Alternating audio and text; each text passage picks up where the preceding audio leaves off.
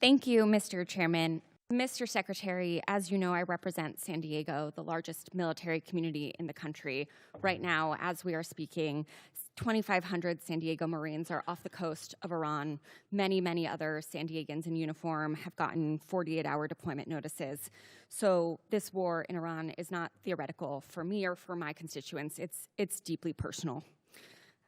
As you also know, on Easter Sunday, President Trump threatened to destroy Iran's bridges and power plants, writing, quote, "Open the fucking strait, you crazy bastards, or you'll be living in hell. Just watch." And 2 days later, President Trump wrote, quote, "A whole civilization will die tonight, never to be brought back again. I don't want that to happen, but it probably will." My office's phones have been ringing off the hook. I've heard from so many military families concerned about the president's mental fitness and whether he's fit to serve as our commander-in-chief, given that he's sending their loved ones into harm's way.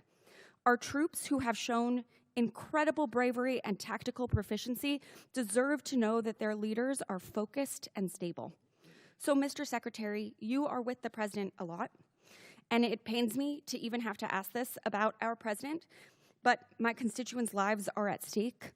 Do you believe that the president is mentally stable enough to be the commander-in-chief? Did you ask the same question of Joe Biden for 4 years? Mr. Secretary, Joe Biden is not the president. Mr. Trump has been president for a year and a half, and I'm asking you did right not. now. And I won't even engage with the level of disparagement that you're putting on the commander-in-chief, who indeed is. Mr. Secretary, every single day. Mr. Secretary, Biden is not the president. He's the sharpest, most insightful commander-in-chief we've had in generations.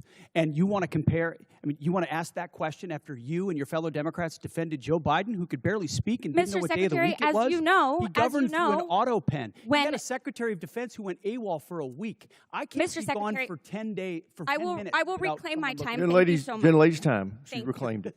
So, as Mr. Jimenez said, we should be taking leaders at their word. So is there a reason that we should not be taking our leader at his word? Iran should not underestimate the will of President Trump and the United States military to achieve our mission.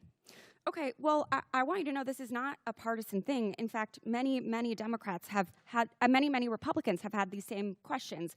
Marjorie Taylor Greene said he's out of control and he's gone insane. Candace Owens said the 25th Amendment needs to be invoked. Megyn Kelly, Tucker Carlson, who you used to work with, Alex Jones, Stephanie Grisham, the list could go on.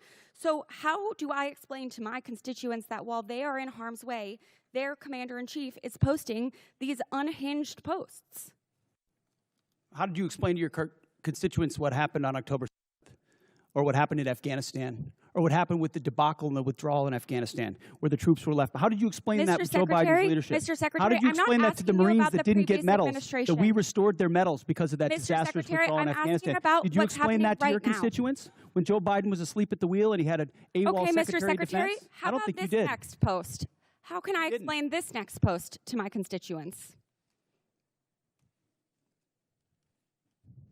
I'm Jewish, so this doesn't really bother me, but my understanding is that this is quite offensive to many Christians. So how do you explain this post? I'm not here to explain posts. We have an incredible commander-in-chief who Mr. puts our Secretary, troops first. I'm here for a budget hearing about our troops. It's a historic budget that's giving us a chance to defeat Mr. Secretary, our adversaries, and President Trump is doing that in my world-class fashion. This is about our Gentlelady has troops. reclaimed her time, Mr. Secretary. This is about our troops. This is about who is commanding our troops and if our troops can trust that they are being sent into harm's way under good strategy. The mental stability of our commander-in-chief is deeply important to our troops. It's deeply important to this country. It wasn't important to you during Joe Biden. I'll remind you that when there were concerns, Democrats came together, and he was not our nominee for president. So I encourage you to have the same courage that Democrats had. Mr. Secretary, you keep saying that he is the best commander-in-chief we've ever had, the best negotiator. Talk to the troops. 13 American troops have died. More than 380 have been wounded. The Strait of Hormuz, which was wide open, is now closed. Less than 90% of traffic through the strait is still not going despite the ceasefire. The Iranian regime is still in power. It still has nuclear material. The war is costing Americans billions of dollars. And Mr. Secretary, if you think that this is what winning looks like, then maybe we should be questioning your mental stability. Maybe you are the one responsible for this failure, and the president should think about replacing you. Mr. Chairman, I yield back. Gentlelady yields for the back. wrong Chair, I side. recognize She's not the gentlelady surprised. from Support journalism you trust. Support PBS News. Donate now, or even better, start a monthly contribution today.